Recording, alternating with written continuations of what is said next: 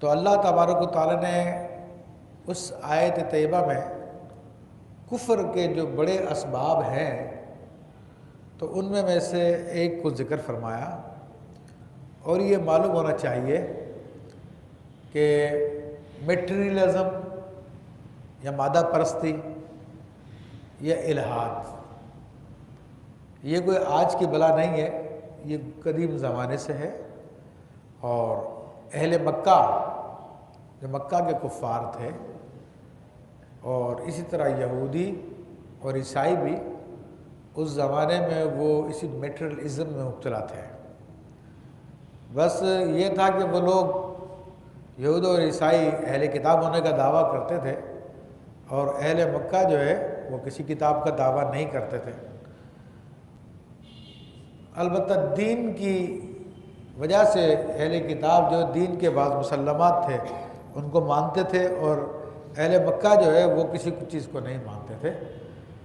تو ان میں سے جو کفر کا ایک بڑا سبب بنتا ہے، الحاد کا ایک بڑا سبب ہے، تو وہ سب سے بڑا سبب جو ہے ایتھیسٹزم ہے، یعنی دہریہ ہونا، خدا کا قائل نہ ہونا۔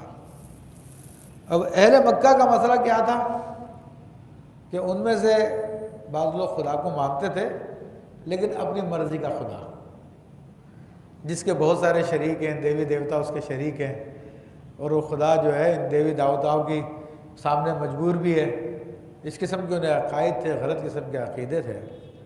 اب اس کے اندر اکثر ان کا یہ عقیدہ تھا کہ مرنے کے بعد تو انسان زندہ نہیں ہو سکتا، مرنے کے بعد تو ختم ہو جاتا ہے، مٹی مٹی ہو جاتا ہے، ریزہ ریزہ ہو جاتا ہے۔ اور آج کے الحاد کی بھی یہی بنیاد ہے۔ تو عام طور پہ یہ جو دنیا میں ایتھیسٹزم ہے یا الحاد ہے، تو اس میں اکثر یہی ہے کہ مرنے کے بعد ختم کہانی، پھر دوبارہ کوئی زندہ نہیں ہوتا، کس میں طاقت ہے، کون اس کو دوبارہ زندہ کر سکتا ہے، اس کے تو ریزے ریزے ہو جائیں گے انسان کے، اور یہ مٹی میں بکھر جائے گا، اور یہ ہو جائے گا، اور وہ ہو جائے گا، فلاں ہو جائے گا۔ حالانکہ سائنس اب اتنی ترقی کر چکی ہے کہ ہر چیز خدا کا پتہ دیتی ہے، ہر چیز خدا کا پتہ دیتی ہے۔ تو شاعر نے کہا کہ ہر ذرہ چمکتا ہے انوار الہی سے، ہر سانس یہ کہتی ہے ہم ہے تو خدا بھی ہے۔ تو اب سیدھا سیدھا جواب ہے، جو دہریہ ہوتے ہیں ان کا یہ نظریہ ہوتا ہے کہ کائنات خود بخود وجود میں آ گئی، اور خود بخود یہ انسان بن گیا، خود بخود یہ جانور بن گیا، خود بخود پورا سسٹم بن گیا، پورا نظام بن گیا۔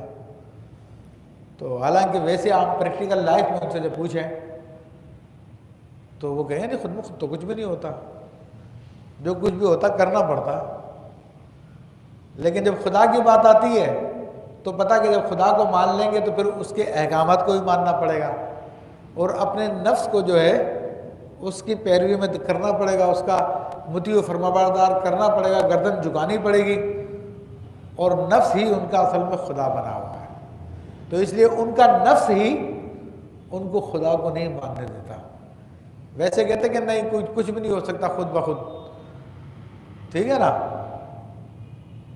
لیکن جب خدا کی بات آتی ہے تو انکار کر دیتے ہیں۔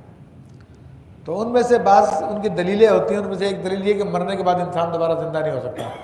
تو اللہ تبارک و تعالیٰ نے اسی بات کو بیان کیا، وَيَقُولُ الْإِنسَانُ، اور انسان کہتا ہے، یہاں پہ انسان سے مراد کافر ہے، أَإِذَا مَا مِتُّ، کہ جب میں مر جاؤں گا، لَسَوْفَ أُخْرَجُ حَيًّا، کیا مجھے انقریب پھر دوبارہ زندہ کر دیا جائے گا، مجھے قبر سے زندہ کر کے نکال دیا جائے گا میرے مرنے کے بعد۔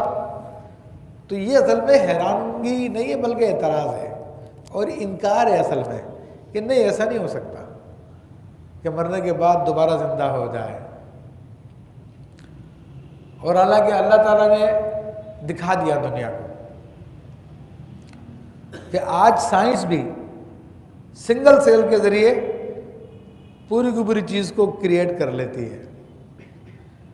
مطلب کہ انسان نے یہ بھی دریافت کر لیا کہ ایک سنگل سیل بھی ہو تو اس سے بھی کسی بھی جانور کو بنایا جا سکتا ہے اور پورے انسان بھی پیدا ہو جاتے ہیں کلوننگ کے ذریعے.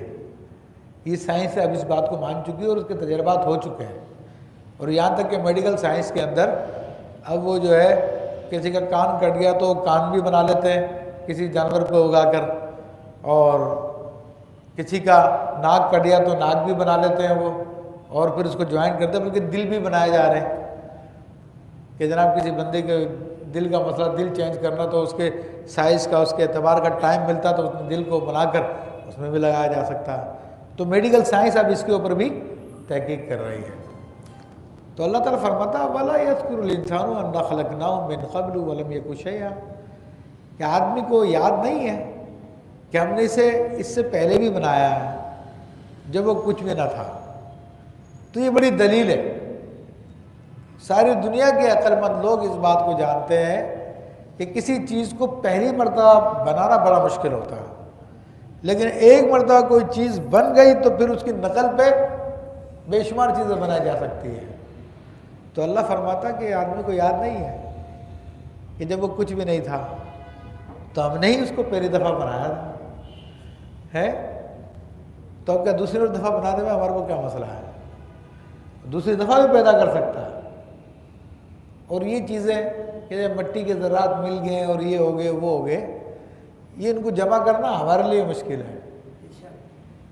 یہ رب کے لیے مشکل نہیں ہے، بلکہ رب نے علامتیں دے دی ہے کہ ریت کی ایک مٹھی بھر لو اور اس مٹھی کے اندر نہ جانے کتنے قسم کی دھاتیں ہوتی ہیں، اس میں سلیکون ہوتی ہے، اس کے اندر آئرن ہوتا ہے، اس کے اندر پتہ نہیں کیا کیا چیزیں ہوتی ہے.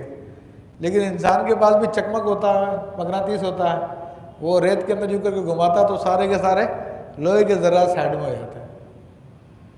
اب اتنے وہ مکس تھے جو آنکھ سے نظر بھی نہیں آ رہے تھے. ویسے ریت کو اٹھا کے آپ کرو تو آپ کے ہاتھ میں کوئی ذرہ نہیں آتا، کوئی لوہے کا ٹکڑا نہیں آتا، لیکن جب آپ چکمک اس کے اندر گھماؤ گے تو بہت سارے باریک باریک ذرات نکل کے چکمک پہ آ جاتے ہیں. تو انسان کے پاس بھی یہ طاقت ہے کہ بہت ساری چیزیں جو مکس ہو گئی ہیں ان کو جو ہے وہ سپریٹ کر سکتا ہے، ان کو الگ الگ کر سکتا ہے. تو اللہ کے لیے کیا مسئلہ ہے جس نے پوری کائنات کو تخلیق کر دیا، وہ بھی ہر انسان کے ذرات کو جمع کر سکتا ہے. چکمک بھی اسی نے بنایا.